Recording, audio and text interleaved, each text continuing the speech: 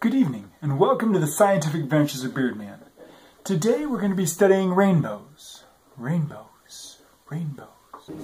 Somewhere over the rainbow, way up high, there's a land that I heard of once in a lullaby.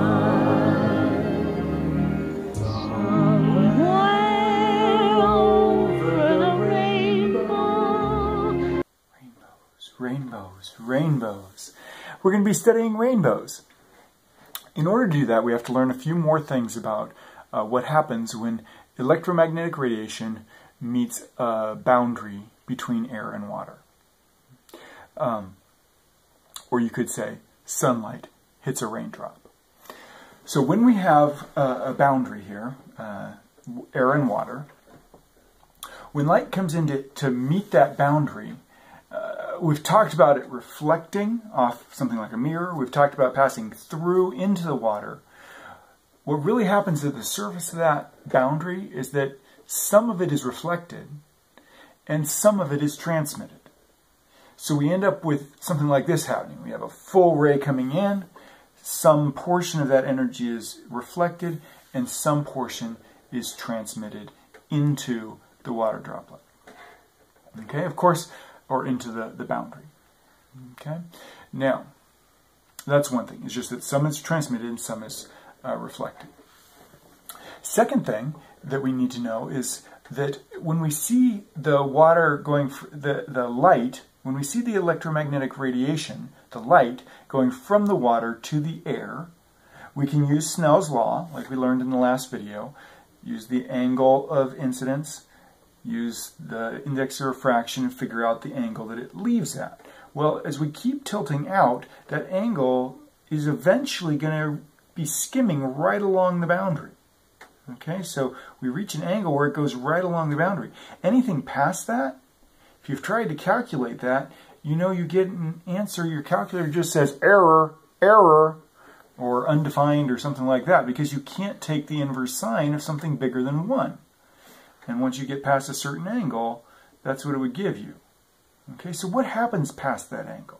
Well, first, that angle where it comes in and goes out at 90 degrees, that's called the critical angle.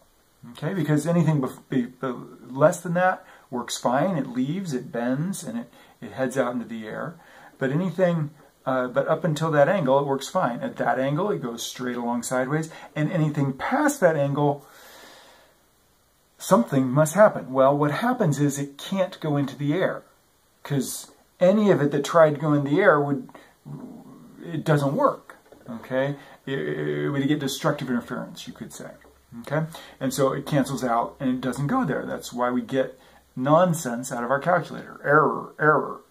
Okay, so what happens? Well, if none of it can be transmitted, that means all of it is reflected.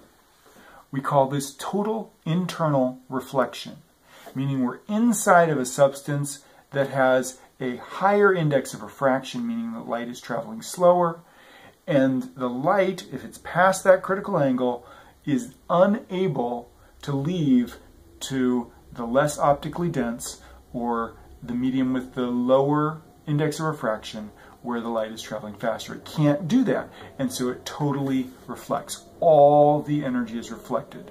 Not 90%, not 99%, but all the energy is reflected. Okay, so we get total internal reflection. So now how does that apply? Oh, one more thing. When light hits a boundary between two media and starts to travel into from air into water, let's say, as it does that, the light bends, right, because it travels slower. Here's the interesting thing. It turns out that all wavelengths don't slow down by the same amount.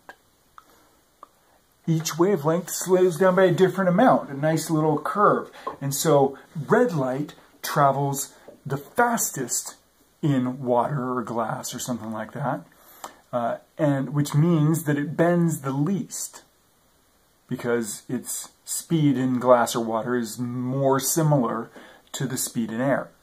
Violet, on the other hand, talking about the visible range, violet is at the other end, and violet travels the slowest of the visible light colors in water or in glass.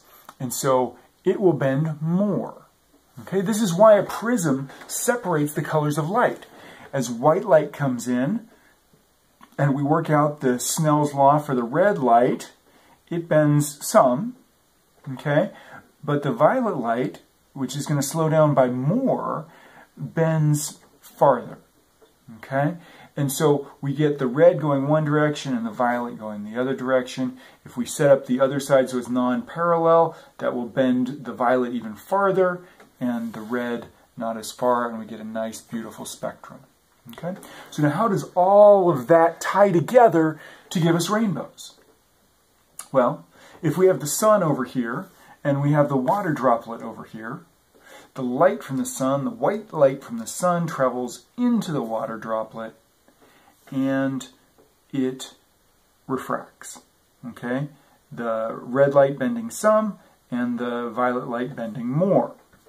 When it gets to the back of that water droplet, we get total internal reflection. Okay? So it comes in the top, it gets refracted, it hits the back, but it can't leave because it's past the critical angle, so we get total internal reflection.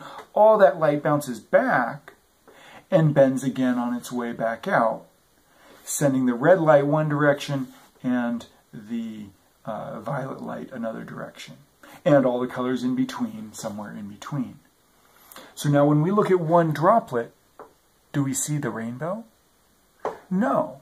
If we're down here, we see the red light from that droplet. If we're up here, we see the violet light from this droplet. Okay, so why do we see a rainbow? The red light from this droplet up here sends the red light down.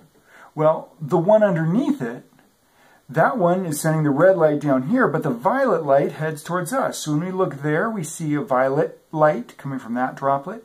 When we look up here, we see red coming from that droplet. And anywhere in the middle, we see all the different colors of the rainbow. That's what we have to learn about today. Different wavelengths of light travel at different speeds in a medium.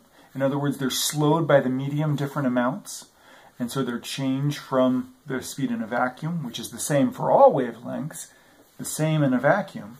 When we get into a material, they start traveling at different speeds. And that causes them to bend differently going into a prism or into a water droplet, where we get refraction, which bends them all a different amount. We get total internal reflection along the back because the angle it hits the back of the water droplet is beyond the critical angle. And then we see the light coming from different droplets as different colors. And we see the beauty of a rainbow. Signing off for the Scientific Adventures of Bearded Man. I hope you enjoyed my nice retro 70s rainbow shirt. And I hope you can paint with all the colors of the rainbow. All right, we'll see you next time. Bye-bye.